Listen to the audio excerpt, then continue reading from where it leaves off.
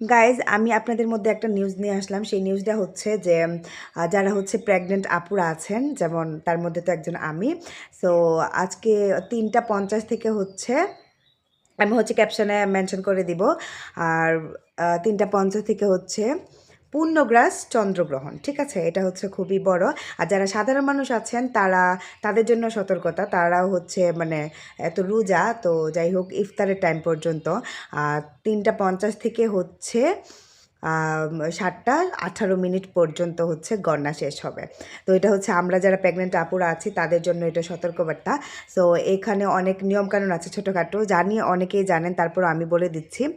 আর সেটা হচ্ছে যে শুয়ে থাকা যাবে একদম সোজা হয়ে, চোখ বন্ধ করা যাবে না, প্লাস কিছু খাওয়া যাবে না। আর যেহেতু আমরা রোজা, এখন তো রোজা, তো রোজা আবার ইফতারের সময় কিছু খাওয়া যাবে না। তো ইফতার তো শুরু ইফতারের সময় কিছু খাওয়া যাবে না, 7:18তেই মানে 20-এই হচ্ছে আমরা খাইতে হবে। কিছু করার নেই, কিচ্ছু খাওয়া যাবে না, সোজা হয়ে হাঁটতে হবে বা হচ্ছে সব কিছু সোজা রাখতে হবে, কোনো কিছু কাটা বাছা কোনো কিছুই করা যাবে না, দা বুটি দিয়ে কিছুই করা যাবে না। সো এগুলো হচ্ছে মানে নর্মালি বিষয় আর কি, যারা আমরা সবাই জানি, তারপরেও হচ্ছে আমি আবারও বলে দিচ্ছি। তো যাই হোক, এই যে এত এত কষ্ট করতে হয়, তার মধ্যে আবার এই যে গণনাগুলা মানে গ্রহণগুলা পড়ে, তো তার জন্য আবার সতর্কতা থাকতে হয়।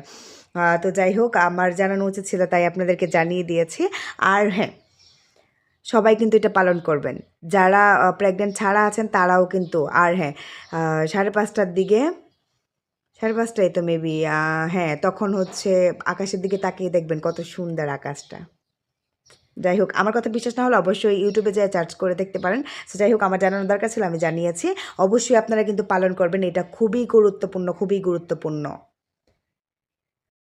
আসলে এটা অনেকেই জানবেন, আর যারা না জানবেন তাদের কোনো সমস্যা নেই। তবে এটা এখন যেহেতু সোশ্যাল মিডিয়ার যুগ, প্লাস মানে সব কিছুই সবাই ইউজ করে, দেন সবাই কিন্তু জানে। বাট আগেলা মানুষ হচ্ছে জানতো না।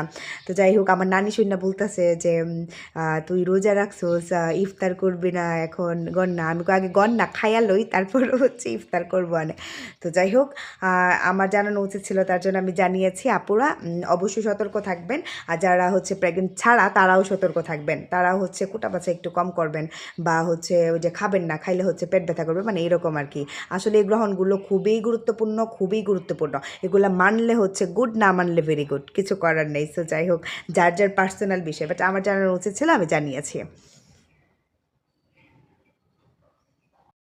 আসলে মানলে হচ্ছে অনেক কিছু মানতে হয় আমাদের, আর না মানলে নাকি কোনো কিছুই মানা যাবে না। তবে এই গ্রহণগুলা মানে কী বলে, আদিকাল থেকে মানে হচ্ছে অনেক গুরুত্বপূর্ণ, অনেক বেশি গুরুত্বপূর্ণ। তো আমরা যারা প্রেগনেন্ট আপুরা আছি তাদের জন্য তো অনেক বেশি ইম্পর্ট্যান্ট। তো যাই হোক, এই তো এখন বাজে 2:51। সো আমি ভিডিওটা তো এখনই বানাচ্ছি। আর 3:50 থেকে হচ্ছে শুরু হয়ে যাবে হাঁটাহাঁটি, হাঁটাহাঁটি, আর কোনো কিছুই করা যাবে না। তো এই তো ভাবলাম যে আপনাদেরকে জানিয়ে দিই, তার জন্য আমি জানিয়েছি। টাটা।